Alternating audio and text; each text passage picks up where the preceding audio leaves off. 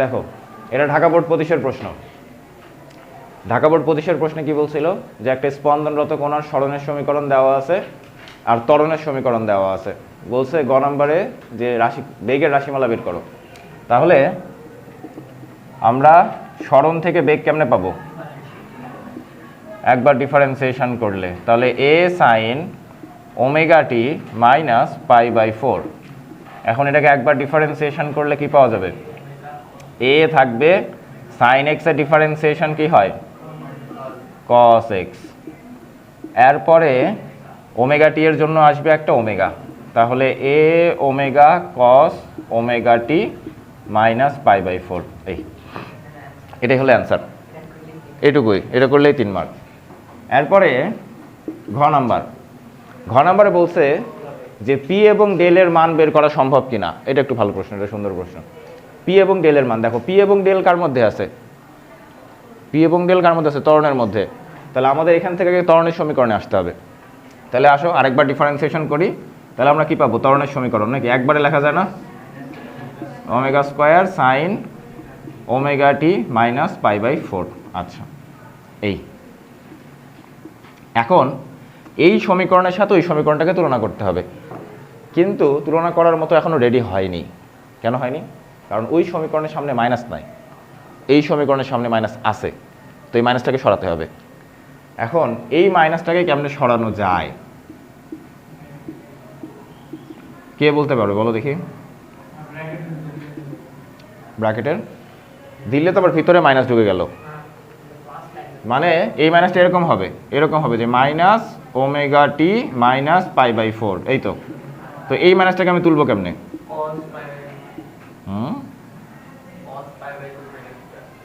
না হয়নি,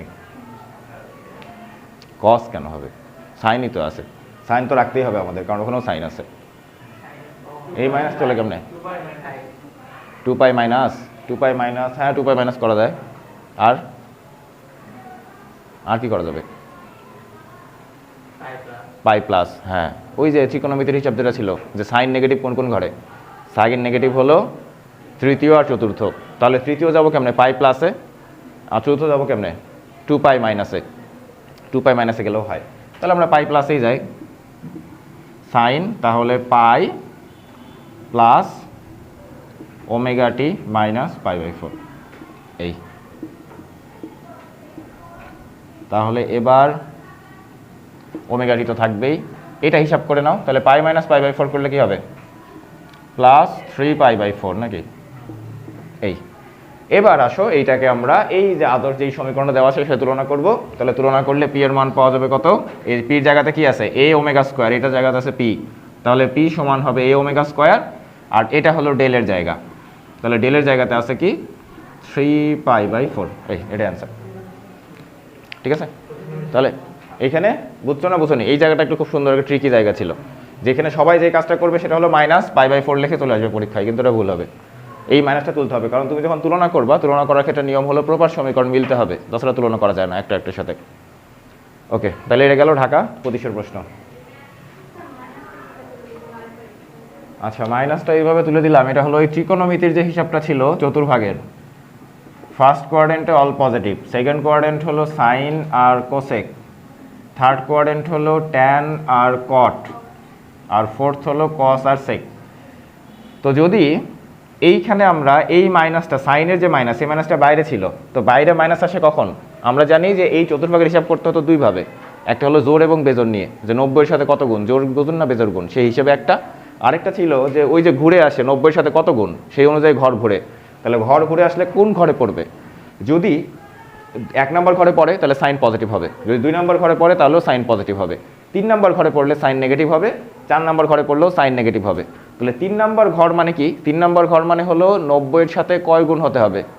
90-এর সাথে হতে হবে 2 গুণ, 90 গুণ 2, তাহলে কি 1 2 2 ঘর ঘুরলো প্লাস, এরকম হতে হবে। মানে সাইন যদি হয় যে 180 প্লাস থিটা, এরকম যদি হয় তখন এটা হিসাব করলে হয় মাইনাস সাইন থিটা।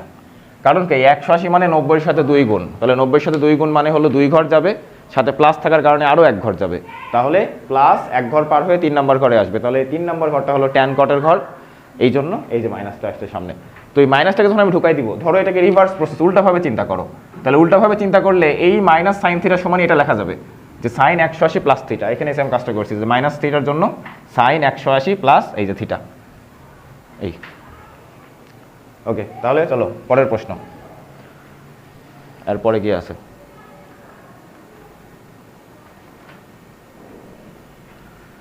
আচ্ছা, এরপরে রাজশাহী 25। দেখো রাজশাহী 25-এর প্রশ্ন কি বলছে, একটি সেকেন্ড দোলক ঠাকুরগাঁও এ সঠিক সময় দেয় কিন্তু দার্জিলিংয়ে নিয়ে গেলে দিনে 30 সেকেন্ড স্লো যায়। তো এখানে খ নাম্বার প্রশ্নটা আমি রাখছি কারণ খ নাম্বারটা খুব সুন্দর প্রশ্ন, আমি একবার বলছিলাম, তো এটা তোমাদের হয়তো মনে আছে কিনা আমি আবার একটু বলে দিই। খ নাম্বারে হ্যাঁ ভরকেন্দ্রের কারণে যে ফাঁপা দোলক পিণ্ডকে তরল দ্বারা পূর্ণ করে তলায় ছোট ছিদ্র করে দিলে দোলকটি প্রথমে ধীরে এবং পরে দ্রুত চলবে কেন? দেখছো এটা প্রতিশেপ চলে আসছে প্রশ্ন, এটা কিন্তু বলছিলাম ক্লাসের মধ্যে যে প্রথমে কি হয় যে যখন আমি পূর্ণ করে দেই, পূর্ণ থাকা অবস্থায় এইটা ধরো একটা দোলক, তো এই দোলকের এইটা হলো বব, তো এই ববটাকে পুরো পানি দ্বারা পূর্ণ করা হলো। তো পানি দ্বারা পূর্ণ করলে এর ভরকেন্দ্র কোথায় থাকবে? একদম ঠিক মাঝখানে। তার মানে এর যে কার্যকর দৈর্ঘ্য এল, সেই এলটা পরিবর্তন হলো না, তো এই জন্য আগের মতোই দোল দিবে, মানে সঠিক সময় দিবে। যখন আমি নিচে ছিদ্র করে দিব, এই ছিদ্র দিয়ে কি হবে? আস্তে আস্তে পানি বের হবে। তো এই ছিদ্র দিয়ে যখন পানি বের হওয়া শুরু করবে তখন এই পানির লেয়ারটা আস্তে আস্তে নিচে নামবে। এরকম ধরো এই জায়গাতে আসলো, তাহলে এই জায়গাতে পানির লেয়ার চলে আসলে তখন কি হবে? পুরো পানির যে ভরকেন্দ্র, সেই ভরকেন্দ্রটা আগে ছিল এখানে, এবার এটা একটু নিচে নামবে। তাহলে এই যে ভরকেন্দ্র যে একটু নিচে নামলো, তার মানে কি হলো? এই যে কার্যকর দৈর্ঘ্য যেটা আছে, এই কার্যকর দৈর্ঘ্যটা একটু বড় হলো। তাহলে কার্যকর দৈর্ঘ্য যদি বাড়ে তখন কি হবে? দোলনকালও বাড়বে, সমানুপাতিক সম্পর্ক।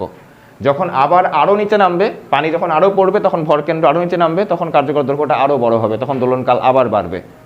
এরপরে যখন পুরা পানিটা পড়ে যাবে একদম পুরাটাই ফাঁকা, তখন আবার এই ফাঁকা অংশের জন্য ভরকেন্দ্র আবার কি হবে? আগের জায়গাতে চলে আসবে। তো এই জন্য আবার দোলনকাল আগের অবস্থায় চলে আসবে।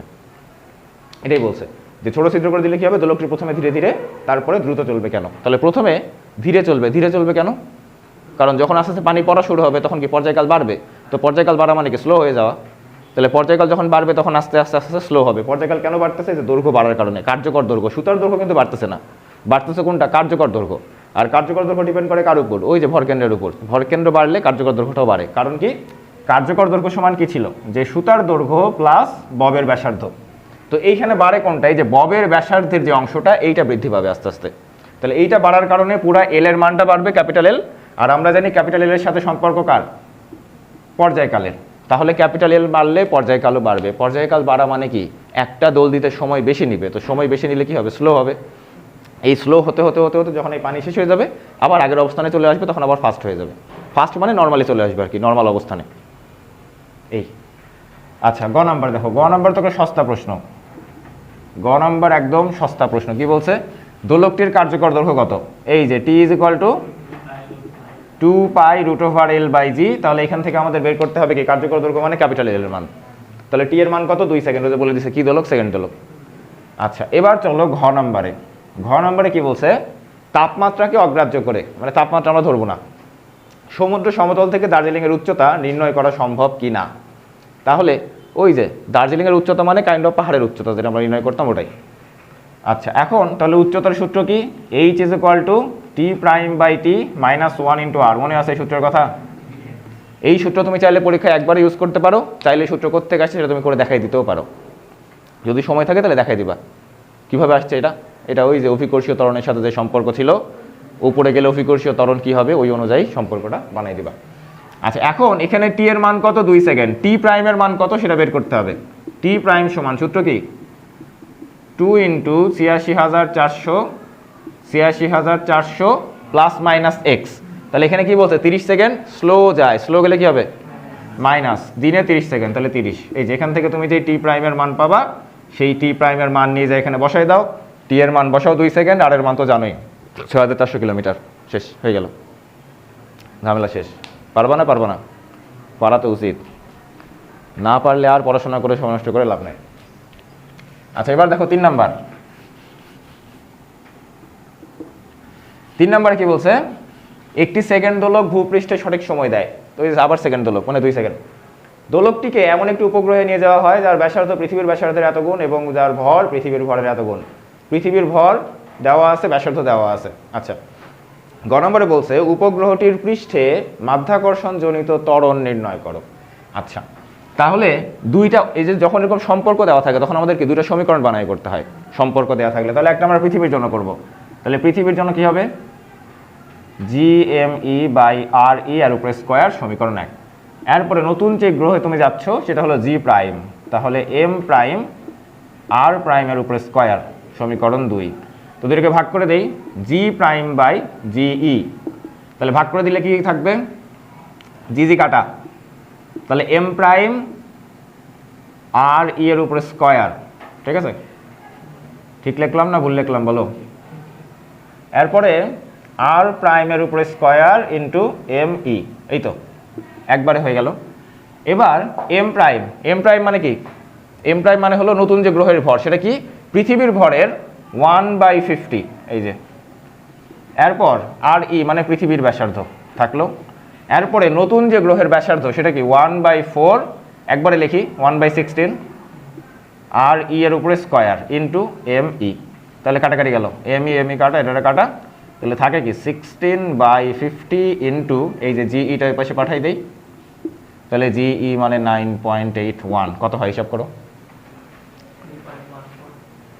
হিসাব করো।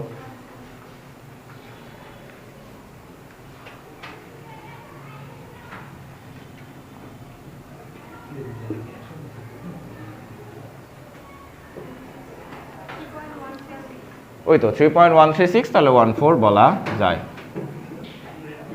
এই আচ্ছা, ঘ নাম্বার দেখো, ঘ নাম্বার দোলকটি পৃথিবী পৃষ্ঠের চেয়ে উপগ্রহের পৃষ্ঠে ধীরে চলবে। ধীরে চলবে কিনা? ধীরে চলা মানে কি? পর্যায়কাল বাড়বে না কমবে? পর্যায়কাল বাড়বে। ধীরে চলা মানে সময় বেশি লাগবে, সময় বেশি লাগা মানে কি? পর্যায়কাল বাড়বে। আচ্ছা, তাহলে এবার দেখো, তুমি তো পৃথিবীর অভিকর্ষীয় ত্বরণ জানোই 9.81, তুমি ওই নতুন গ্রহের অভিকর্ষীয় ত্বরণও বের করছো। তাহলে এখন আমাদের কি বের করতে হবে? পর্যায়কাল। তাইলে হয়ে গেল, খুবই সহজ। তাহলে T প্রাইম বাই TE মানে পৃথিবীর জন্য, তাহলে LL কাটা চলে যাবে, কারণ কি L এর কথা এখানে বলেনি। 2π ও কাটা যাবে। আর Gটা কি হবে বলো দেখি, একবারে ভাগ করে দিলে উপরে কোনটা আসবে? উপরে G প্রাইম কে বলছে? GE আসবে উপরে, কারণ ব্যস্তানুপাতিক সম্পর্ক। ব্যস্তানুপাতিক সম্পর্ক হলে উল্টা হয় ভাগ করার পরে। তাহলে এবার অতএব এখান থেকে T প্রাইম সমান √, মান বসায় দাও। তাহলে পৃথিবীর জন্য 9.81 আর এইটা হলো 3.136 ইন্টু TE মানে হলো 2 সেকেন্ড। এই হিসাব করো, হিসাব করে মান বেশি আসবে বোঝাই যাচ্ছে। তাহলে মানটা যদি বড় হয় তার মানে ধীরে চলবে, হয়ে গেছে, শেষ, এতটুকুই। 3.539, আচ্ছা এত সেকেন্ড। তাহলে এই যে দেখো, তারপরে সিদ্ধান্ত দিবা, যেহেতু ওই গ্রহে পর্যায়কাল বেশি সুতরাং ওই উপগ্রহে, গ্রহে না তো উপগ্রহে, ওই উপগ্রহে পর্যায়কাল বেশি সুতরাং ওই উপগ্রহের পৃষ্ঠে ঘড়িটি ধীরে চলবে, শেষ। আর কিছু করার দরকার নেই। এখন যদি এখানে বলতো যে কত সেকেন্ড ধীরে চলবে, তখন তোমার আবার ওই আগের সমীকরণে বসাই দিয়ে এক্স এর মানটা বের করে দিতে হবে। ওই যে ওই সমীকরণটা T প্রাইম = 2 × 86400/86400 - x। তাহলে ওখানে ওই T প্রাইমের মান এটা বসাই দিবা, দিয়ে এক্স এর মান বের করে দেখা দিবা, তাহলে হয়ে গেল। তাহলে এত সেকেন্ড ধীরে চলবে। ওকে, চলো পরের প্রশ্ন। কুমিল্লা 25। এখন সব বোর্ডই প্রশ্ন সহজ করা শুরু করছে। আমাদের সময় কুমিল্লা, যশোর এগুলো প্রশ্ন দেখলেই একদম সবার রক্ত চলাচল বন্ধ হয়ে যেত, এমন প্রশ্ন করতো। কি বলছে? একটা সমীকরণ দেওয়া আছে, বলছে 3 সেকেন্ড পরে দোলকটির ত্বরণ নির্ণয় করো। দরকার আছে করে দেওয়ার? কি করতে হবে? কি করতে হবে? 2 বার ডিফারেন্সিয়েশন। তাহলে এই যে একবারে করে ফেললাম, ওমেগাটি তো না, পাইটি, π/4, শেষ, একবারে হয়ে গেল। কি কি আরেক হয় মানে তুমি এক্স এর মান বের করবা, টি 3 সেকেন্ড বসাই দিয়ে তারপরে ω² x, ওমেগা আবার বের করে নিবা এখান থেকে, হবে, তাও হবে, কিন্তু এটা তো ছোট হবে, ওটা তো বড় হবে। এটা এক লাইনে হয়ে যাবে, এই এক লাইনে t = 3 সেকেন্ড। তাহলে 8, তাহলে 8 ওমেগা, ওমেগা মানে কি? পাই²।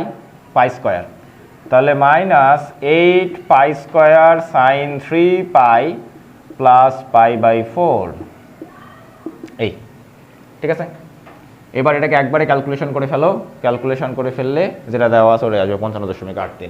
ক্যালকুলেশন কেমনে করবা, এটা কিন্তু 180 ধরে, 3.1416 না, কিন্তু 180 ধরে হিসাব করবে, তাহলেই হবে। আচ্ছা করে দেখাবো, আচ্ছা আসো করে দেখাই, এটাও করে দেখায়, তোমাদের বিশ্বাস নাই পারবা কি না। এখানে কি লেখা যায়, 6 × π/2, ঠিক আছে। তাহলে 90-এর সাথে কত গুণ, কত গুণ, 6 গুণ, তাহলে 6 কি জোর না বেজোর, জোর, তাহলে সাইন আছে সাইনই থাকবে। আচ্ছা 6 প্লাস 6-এর পরে কি আছে প্লাস, তাহলে কয় ঘর যাবে, 7 নম্বর ঘরে। 7 নম্বর ঘর কার ঘর, 7 নম্বর ঘর কার ঘর, হ্যাঁ সাইনের ট্যান কটের ঘর, মানে 3 নম্বর ঘর আর কি, 7 নম্বর ঘর মানে 3 নম্বর ঘর। তাহলে এখানে ওই যে মাইনাস তো অলরেডি একটা সামনে আছেই, এখান থেকে আবার একটা মাইনাস আসবে, তাহলে ওই মাইনাসে প্লাস হবে, আর এখানে থাকবে π/4।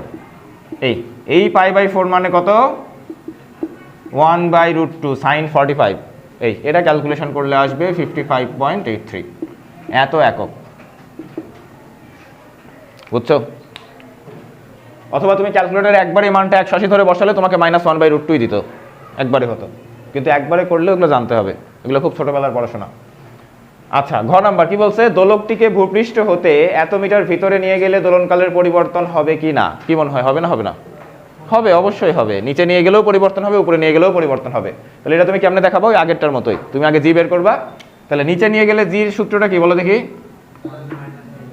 হ্যাঁ 1 - h/r × g। এই তো এখান থেকে তুমি জি প্রাইমের মান বের করো, তারপরে যে টি এর যে সমীকরণ আছে t/t', ওই সমীকরণে বসাই দাও, দিয়ে দেখাও যে হ্যাঁ দোলনকাল এতটুকু চেঞ্জ হয়েছে, আগে ছিল 2 সেকেন্ড, 2 সেকেন্ড ছিল, ও 2 সেকেন্ড বলেনি, তুমি এটা বের করে নাও এখান থেকে দোলনকাল, তাহলেই তো হয়।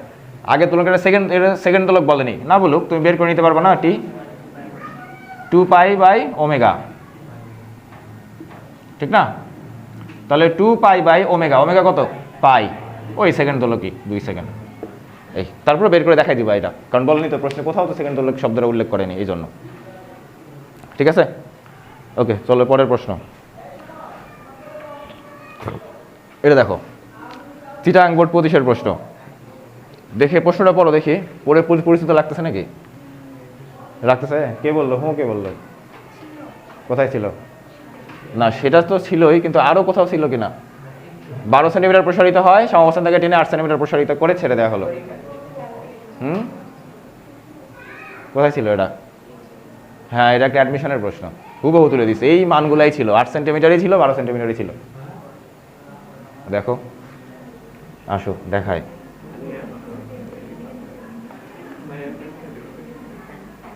না না এটা তরঙ্গের প্রশ্ন না তো, কোথায় ছিল বলো দেখি। আচ্ছা ইয়াই ওপেন করি, ওই যে যেখানে স্লাইডটা, তাহলে ওর মধ্যে সব পাওয়া যাবে।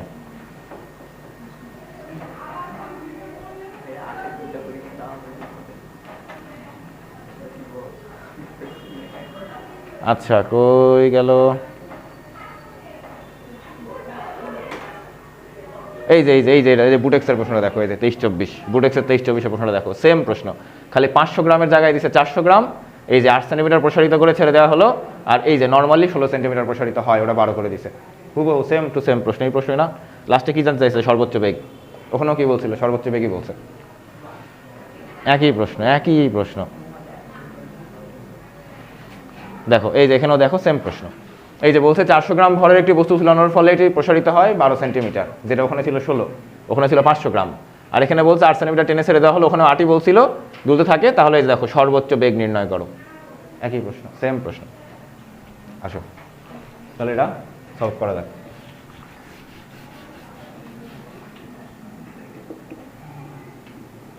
তাহলে সর্বোচ্চ বেগের সূত্র কি,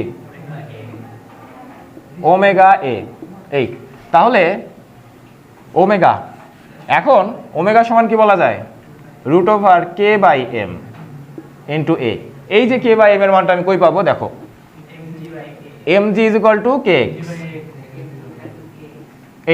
f = kx, তাহলে এখান থেকে একবারে যদি আমি বের করি যে k/m, তাহলে কি হবে, কি হবে, k/m, g/x না, এটাই তো, কি বলতেছে উল্টো পাল্টা, তাহলে 9.8 আর এই এক্স মানে কোনটা, নর্মাল যে প্রসারণটা হয়, নর্মালি মানে টানা হয়নি, এমনি একটা ভর তুলে দিলে কি হবে, লম্বা হবে না একটু, ওই প্রসারণটাই হলো এটা, এই যে 12 সেন্টিমিটার। তাহলে 12 ইন্টু 10⁻², এই যে এই মান বসায় দাও, তাহলে হয়ে গেল 9.8 ডিভাইডেড বাই 12 ইন্টু 10⁻² ইন্টু এ হলো কত 8, যেটা টেনে ছেড়ে দেওয়া হয় যেটা, সেটা কি হয়, সেটা হয় বিস্তার, যে পরিমাণ আমি টেনে ছেড়ে দিই সেটা বিস্তার হয়। এই ক্যালকুলেশন করো, দেখো আসে নাকি 0.723।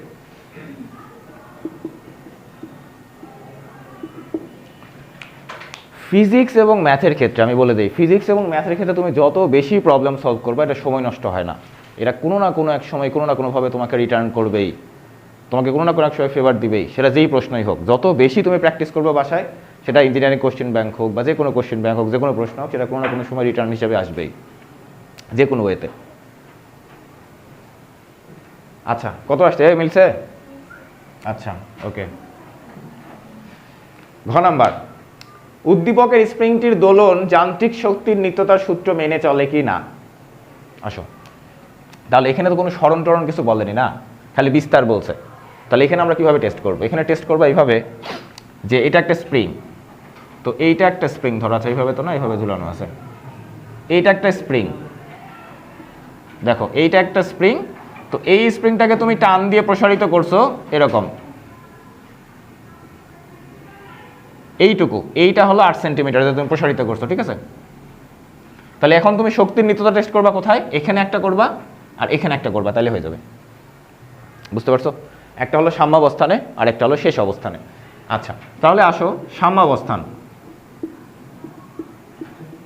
তাহলে সাম্যাবস্থানে এক্স এর মান কত হবে, সাম্যাবস্থানে এক্স এর মান 0, কারণ সাম্যাবস্থানে তো কোনো সরণ নাই। তাহলে সাম্যাবস্থানের শক্তি যদি আমরা বের করতে চাই, তাহলে দেখো এক্স এর মান কোন শক্তির ভিতরে লাগে, বিভব শক্তি, হাফ কে এক্স স্কোয়ার। তাহলে এখানে বিভব শক্তি থাকবে 0, কারণে থাকবে না। তারপর তুমি সূত্রটা লিখে দাও যে half m v square plus half k x square. তাহলে এখানে সাম্যাবস্থানে এটা থাকতেছে না, কারণ এক্স 0, তাহলে এটা 0 হয়ে যাবে। আচ্ছা, আর এখানে হাফ এম ভি স্কোয়ার থাকবে, তাহলে ভি স্কোয়ারের জায়গাতে কি আসবে, omega square A square minus x square. আচ্ছা, তাহলে এবার দেখো half M omega square, half M omega square, M দেওয়া আছে, ওমেগা দেওয়া আছে, ওমেগা দেওয়া নাই, কিন্তু এই যে ওমেগা আমরা বের করতে পারবো এখান থেকে, এই যে এটাই তো ওমেগা, এই যে k by root over k by m যেটা হয় সেটাই ওমেগা। এটা মিশাই দিই, হ্যাঁ, ওমেগা, দেখো ওমেগা আমরা কিভাবে পাবো, আমরা জানি k is equal to omega square m, ঠিক না। তাহলে omega is equal to root over k by m, তাহলে কে বাই এম কত ছিল, 9.8 বাই 12 ইন্টু 10⁻²। এটা বের করো তো কত আসে। তাহলে এখানে ওমেগা বসাই দিব 400, তাহলে 400 গ্রামের জন্য 0.4, ওমেগা কত আসলো 9.037 এত রেডিয়ান পার সেকেন্ড। তাহলে 9.037 এর উপরে স্কোয়ার, আর এখানে এ মানে কত 0.08 এর উপরে স্কোয়ার, আর এক্স এর মান আছে নাই 0, তাহলে কত আসে,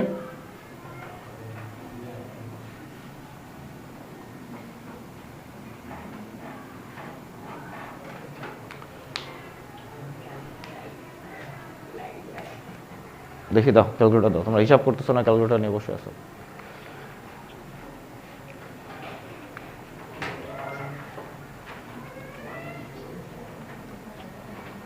(9.037 স্কয়ার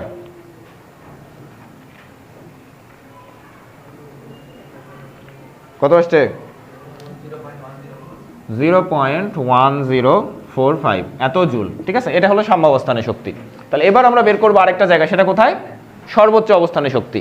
কোথায় বের করবো, সর্বোচ্চ অবস্থানে। আচ্ছা, তাহলে সর্বোচ্চ অবস্থানের জন্য এখানেই করি, দেখো সর্বোচ্চ, তাহলে সর্বোচ্চ অবস্থানের জন্য এক্স এর মান কত, এক্স এর মান হলো এ, কারণ এক্স মানে বিস্তার, সরণ মানে বিস্তার সর্বোচ্চ অবস্থানে। তাহলে এবার এখানে শক্তিটা কি হবে, এই সেম শক্তির সূত্র, তাহলে half m v square plus half k x square. এবার দেখো হাফ এম ভি স্কোয়ারের জায়গায় কি বসবে, omega square square minus x square, দেখো ভালো করে, প্লাস এক্স এর জায়গায় কি বসবে, এ বসবে। এখন খেয়াল করে যে এক্স মানে কত, এ না? এক্স মানে এই যে আমরাই তো বলছি যে এক্স মানে এ, তাহলে কি হবে, স্কোয়ার স্কোয়ার কাটালে যে এই পুরোটা হবে 0, তাহলে আমাদের থাকবে শুধুমাত্র এতটুকু।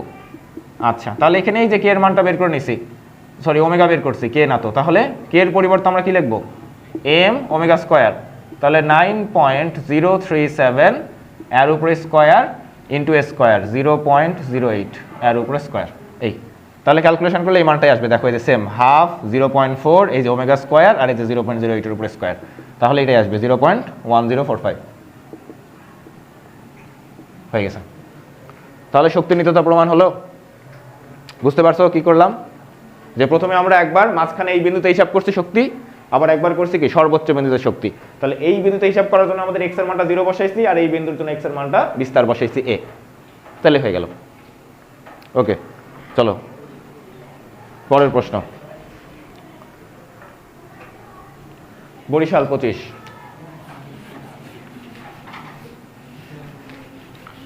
বরিশাল 25 কি বলছে, একটি গতিশীল এত কেজি ভরের বস্তু কোণার কোনো এক সময় সরণ ভেক্টর দেওয়া আছে, বস্তুটি সরল চালিত স্পন্দনে দুলছে যার বল ধ্রুবক এত, মানে স্প্রিং ধ্রুবক। তাহলে গ নম্বরে বলছে কম্পাঙ্ক নির্ণয় করো। কম্পাঙ্ক মানে কি, এফ, স্মল এফ। তাহলে কম্পাঙ্ক নির্ণয় করতে বলছে, কম্পাঙ্ক নির্ণয় করার জন্য সূত্র কি, আমরা কোন দিক দিয়ে যাবো বলো, কোন সূত্র দিয়ে যাবো, এই সব 2 pi by omega by 2 pi, কি রে, omega by 2 pi, 2 pi F equal to omega. তাহলে এখন এখানে ওমেগা দেওয়া আছে, দেওয়া নাই, কোনো সমস্যা নাই, না থাকুক। ওমেগা সমান কি লেখা যায়, ওই যে k omega, k is equal to m omega square সমান কে, তাহলে এখানে ওমেগা সমান কি বলা যাবে, √k/m। এই যে দেখো কে দেওয়া আছে, কে কই 1.8, আর এম কত 0.2, কত হয়,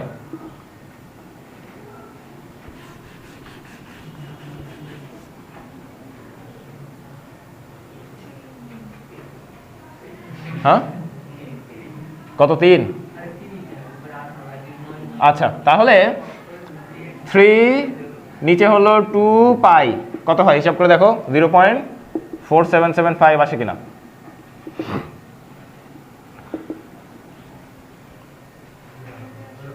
হ্যাঁ আচ্ছা, তাহলে আপনারা দেখো ঘ নাম্বার, উদ্দীপকে উল্লেখিত সরণে বস্তুটির গতিশক্তি বিভব শক্তি সমান হবে কিনা। উল্লেখিত উদ্দীপকে উল্লেখিত সরণে মানে কি, এই যে এই সরণে। তাহলে এখন সরণ থেকে আমরা কি পাবো, ওই সরণটা দেখো, আমাদের শক্তি বের করতে কি কি শক্তি লাগবে, বিভব শক্তি আর গতিশক্তি না, তাহলে গতিশক্তি হলো 1/2 mv²। এখন এখানে যে আমরা বেগটা বসাবো, এই শক্তিটা কি, এই শক্তিটা হলো স্কেলার রাশি, তাহলে এখানে আমাদের বেগের ভেক্টর বসানো যাবে না, বেগের ভেক্টর না বসাই বেগের মান বসাবো, কিন্তু আগে তো বেগটা বের করতে হবে।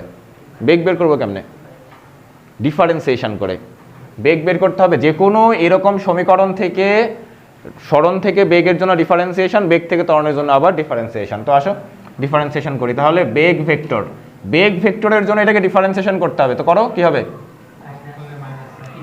-3 sin 3t i cap plus 3 cos 3t j cap, একবারে করে ফেললাম, ওই যে 3টা পরে বের হবে চেইন রুল থেকে, পরে 3t এর জন্য 3 বাড়াবে। তাহলে এবার এখানে আমি মান বের করব, তাহলে মান কি হবে, একবার হিসাব করে দেখি, কে পারবে, 3 হবে। কেমনে বুঝলাম, i এর সহগের উপর স্কয়ার, j এর সহগের উপর স্কয়ার, তাহলে থাকে 9 sin square 3t plus 9 cos square 3t। তাহলে 9 কমন নাও, তাহলে sin square theta plus cos square theta মানে 1, তাহলে থাকবে কি 9 এর উপর রুট করলে হবে 3। তাহলে এই যে হাফ m হলো বেগ, সরি ভর, কি বলতেছি, 3 এর উপরে স্কয়ার, তাহলে কত হয় হিসাব করো,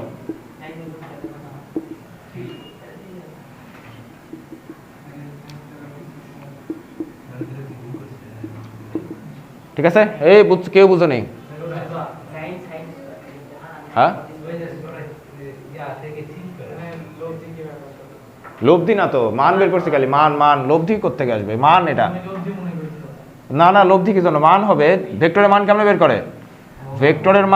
বের করে, i এর সহগের উপর স্কয়ার, j এর সহগের উপর স্কয়ার। আচ্ছা হ্যাঁ বলো, এটা কত আসলো, 0.9 এত জুল। আচ্ছা এবার আসো, এই যে x half k x square, k তো বের করছি, কোথাও করছি নাকি, না দেওয়াই তো আছে, করার দরকার নাই, আচ্ছা এবার লাগবে এক্স, এক্স মানে কি সরণ, ওই যে দেওয়াই আছে সরণ। তাহলে সরণে কি করবো এবার, সরণে কি মান বের করবা, কারণ কি শক্তি, শক্তি তো আমরা স্কেলার মানটা বসাবো, শক্তি তো ভেক্টর না স্কেলার। তাহলে এখানে মান বের করো, তাহলে কি হবে রুট ওভার কসের উপরে স্কোয়ার, তাহলে cos square theta plus sine square theta, তাহলে কি 1, বুঝতে পারছো না পারনি, 0.9 জুল। এই তাহলে সমান হবে 1 কেমনে হলো বুঝছো, রুট ওভার আয়ের সহগ, আয়ের সহগ কোনটা cos 3t, তাহলে স্কোয়ার করলে কি হবে cos স্কোয়ার 3t প্লাস জের সহগ কোনটা sin 3t, তাহলে sin স্কোয়ার 3t, তাহলে sin square theta plus cos square theta equal to 1, root over 1 মানে 1, শেষ হয়ে গেছে। চলো পরের প্রশ্ন। শামীম, শামীম কি করছে, তাহলে দেখো এরকম কোথায় আসছে দিনাজপুর 25। শামীম একদিন একটি সেকেন্ড দোলককে পি এবং কিউ নামক ধরে পাহাড়ের পাদদেশে নিয়ে গেল, সে প্রতি পাদদেশেই সঠিক সময় পেল, কিন্তু সে পি পাহাড়ের চূড়ায় দোলকটি দোলনকাল পেল এত সেকেন্ড এবং কিউ পাহাড়ের চূড়ায় দোলকটি প্রতি ঘন্টায় এত সেকেন্ড সময় হারায়। ঠিক আছে, হারানো মানে কি স্লো চলে নাকি, হারানো মানে স্লো চলে। আচ্ছা তাহলে উদ্দীপক অনুসারে পি পাহাড়ের উচ্চতায় অভিকর্ষীয় ত্বরণ নির্ণয় করো, পারবা না পারবা না, পারবা না পারবা না বলো, জিপি অভিকর্ষীয় ত্বরণ বের করতে হবে।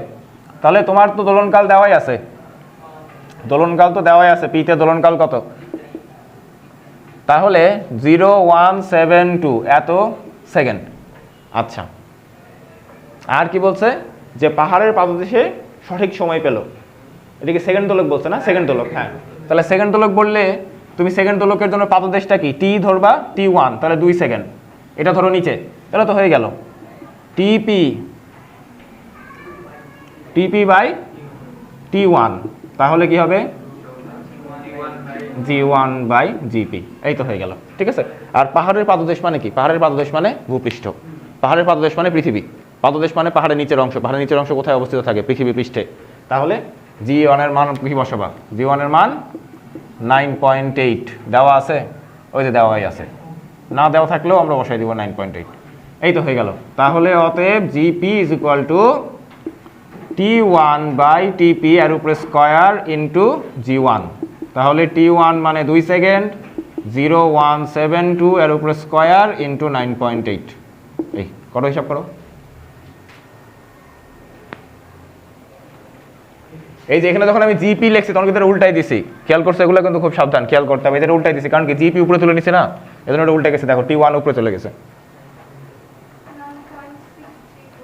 9 পয়েন্ট, খাপে খাপ মিলে গেছে একদম, 9.634 ms ইনভার্স 2, এই তো। আচ্ছা এরপরে কি বলছে, পি এবং কিউ পাহাড়ের মধ্যে কোনটির উচ্চতা বেশি, পি এবং কিউ পাহাড়ের মধ্যে কোনটির উচ্চতা বেশি, চলো এটা তো আরো সহজ, এটা আরো সহজ দেখো। তাহলে পি এর জন্য উচ্চতা, তো উচ্চতার সূত্র কি, t prime by t minus 1 into r, তাহলে টি প্রাইম তো দেওয়াই আছে এখানে 0.172, নিচে হলো 2 মাইনাস 1 ইন্টু ব্যাসার্ধ 6.4 ইন্টু 10 টু দি পাওয়ার 6, প্রশ্নে যেরকম দেওয়া থাকে সেরকমই বসানোর চেষ্টা করবে। ঠিক আছে, কত আছে, কত আসে হিসাব করো,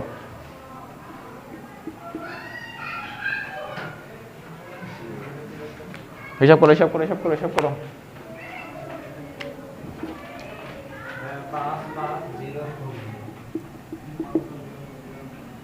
040 এত, তারপর এত মিটার। আচ্ছা এবার কিউ এর জন্য, এই কিউ এর জন্য দেখো, তাহলে কিউ এর জন্য পর্যায়কাল, কিউ পাহাড়ের উচ্চতায় গেলে দেখো পি এর জন্য পর্যায়কাল দেওয়া ছিল জন্য আমরা একবারে বসাইছি, কিউ এর জন্য দেওয়া আছে, দেওয়া নাই, কিউ এর জন্য বের করে নিতে হবে, ওই যে সূত্র দিয়ে ক্লু দেওয়া আছে। তাহলে 2 ইন্টু 86,400 মাইনাস, তাহলে 1 ঘন্টায় হলো 45 সেকেন্ড, তাহলে 24 ইন্টু 45, শেষ, এই এত সেকেন্ড। তাহলে এইটা বের করো, এইটা বের করার পরে এই মানটা এখানে বের করার পরে আবার ওই সূত্রে বসাই দাও, এই যে এই সূত্র, তাহলে হয়ে গেল।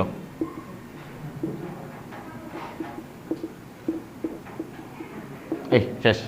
তাহলে দুইটা বের করে এরপরে দেখো যে কোনটা কম হয় কোনটা বেশি হয় উচ্চতা, তাহলে হয়ে গেল।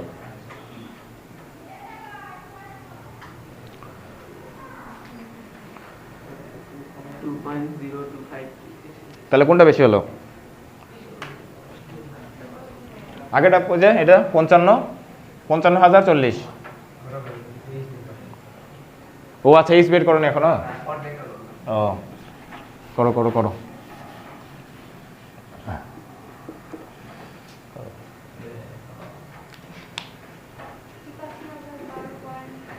একাশি হাজার, আচ্ছা 81,012, তাহলে ওই যে কি 55,000 81,000, তাহলে কি এর উচ্চতা বেশি, শেষ। আচ্ছা ওকে, তাহলে এবার 8 নম্বর দেখো। 8 নম্বর একই প্রশ্ন, বলছে কি পর্বতটির উচ্চতা নির্ণয় করো। পারবো না? পর্বতের চূড়ায় কি দৈনিক 15 সেকেন্ড ধীরে চলে, তাহলে এটা এক্স এর মান বসাই দিয়ে টি প্রাইম বের করলে হয়ে গেল। আচ্ছা ঘ নম্বরে কি বলছে, উদ্দীপক অনুসারে পর্বত আরোহী কি ব্যবস্থা গ্রহণ করেছিলেন। ওই যে ব্যবস্থা গ্রহণ মানে কি, ব্যবস্থা গ্রহণ মানেই দৈর্ঘ্য পরিবর্তন, ব্যবস্থা গ্রহণ মানে দৈর্ঘ্য পরিবর্তন করতে হবে, ব্যবস্থা নিতে বললেই, তাহলে এটা করি চলো। আচ্ছা ঘ নাম্বার, তাহলে তোমার ব্যবস্থা তুমি যাকে গ্রহণ করবা সেটা তোমার জন্য তোমার আগে কি লাগবে, টি প্রাইমটা লাগবে, মানে ওখানে পর্যায়কাল কত সেটা তুমি গতে বের করবাই, তোরা আবার বের করি, যেহেতু আমরা গ করিনি তো এটা ঘতে বের করে নিই। তাহলে 2 × 86,400 ডিভাইডেড বাই 86,400 স্লো চলে -15 কত হয়, 2.00 আসবে, এরকম করে কিন্তু নিতে হবে, ঠিক আছে? হ্যাঁ সব নিতে হবে, সব জিরো, 2.00034 এত সেকেন্ড, এটা হলো টি প্রাইম। এবার আসো ব্যবস্থা। ব্যবস্থা গ্রহণ মানে কি, এই পর্যায়কাল আছে, তুমি চাচ্ছ এটা কোথায় যাক, 2 সেকেন্ডে আসুক, মানে সেকেন্ড দোলক নর্মাল পজিশনে আসুক, তাহলে এইটাকে ধরো T1, তাহলে 2.00034 সেকেন্ড, আর T2 মানে যেটা আমি চাচ্ছি, কত চাচ্ছি 2 সেকেন্ড, তাহলে এখন তো একটা দৈর্ঘ্য আছে সেটাকে আমি এল ধরলাম, আর এরপরে আমি দৈর্ঘ্যটা বের করব যে আমার দৈর্ঘ্য কত বানাতে হবে। তাহলে এবার সম্পর্কটা কি হবে, T2/T1 সমান √L2/L1, তাহলে এখান থেকে L2 সমান কি বলা যাবে, এটা বলা যাবে না? তাহলে T2 কত, 2 সেকেন্ড, T1 কত, আচ্ছা এমনিতে বলো দেখি, ও উত্তর তো দেওয়াই আছে, উত্তর তো দেওয়াই আছে, উত্তর দেওয়াই আছে, বাট তারপরেও বলো দেখি যেটা কি করতে হতে পারে, মানে এটা দেখে তুমি কি বুঝতেছো, যে দৈর্ঘ্য বাড়াতে হবে না কমাতে হবে, কমাতে হবে, কারণ কি পর্যায়কাল বেশি আছে, আমাদের টার্গেট কি পর্যায়কাল কমানো, তো পর্যায়কাল কখন কমে, দৈর্ঘ্য কমালে, কারণ দৈর্ঘ্যের সাথে পর্যায়কালের সম্পর্ক সমানুপাতিক সম্পর্ক, এই জন্য। আচ্ছা তাহলে এটা কত আসে হিসাব করো,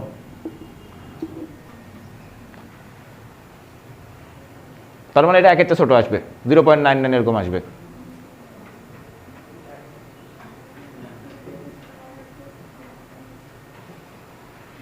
কি হলো দেখতে পাচ্ছ না, চশমা চেঞ্জ করো, যাও ক্যালকুলেটর দাও আমার কাছে, দাও আমার কাছে।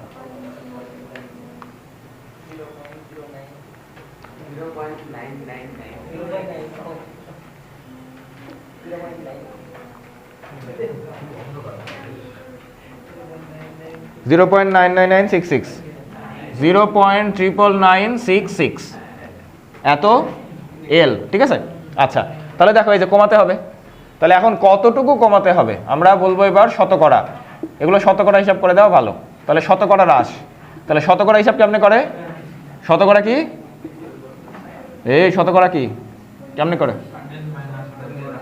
পরিবর্তন বাই আদি, তাহলে পরিবর্তন, পরিবর্তন মানে হলো আগে কত ছিল, এল ছিল, মাইনাস এটা, তাহলে 0.99966 এল ডিভাইডেড বাই নিচে হলো এল, আগে ছিল এল, তাহলে ইনটু 100%, তাহলে এটাকে 1 থেকে মাইনাস করে দিব, 1 মাইনাস অ্যান্সার ইনটু 100%, তাহলে 0.03399 এত পার্সেন্ট, এই ঠিক আছে? তাহলে এক্স্যাক্টলি অ্যান্সার মেলেনি, কারণ কি এই যে এখানে পয়েন্ট মনে হয় আরও ছিল, পর্যায়কালের পর এখানে ছিল আরও পয়েন্ট, না ছিল না? হ্যাঁ হ্যাঁ, তো ওই যেগুলো নিলে তখন এই মানটা এটুকু এরকম কম বেশি হবে, সমস্যা নেই, 0.34, ঠিক আছে, বা এই যে আমরা এখানে 39 এর জায়গায় 4 বলে বলতে পারতাম একবারে, কোনো সমস্যা নেই, ঠিক আছে? এই মোটামুটি 9টা কোশ্চেন ছিল, সেই 9টা কোশ্চেনের মধ্যে 25-এর একটা প্রশ্ন হুবহু রিপিট হয়েছে, সেম, মানে দুইটা বোর্ডের প্রশ্ন মিলে গেছে একসাথে, সিলেটের সাথে কোন জানি একটা, ওই যে একটা আমরা করলাম না যে 1/4 1/50 ভর উপগ্রহ, দুই একই প্রশ্ন দুই বোর্ডে আসছে, তো এই জন্য আমি বাদ দিছি। তো এই মোটামুটি 25-এর সব প্রশ্ন শেষ হয়ে গেল, 25-এর সব কোশ্চেন শেষ, আর নাই। ও 15 লেখছে, 25 এটা 25, 15 প্রশ্ন সলভ করে কি হবে, 25 এটা 25, ও 15 লেখছে এটা না ভুলে, আগেরগুলো ঠিক আছে, হ্যাঁ এটাই 15 লেখছে ভুল, এটা 25 হবে 25।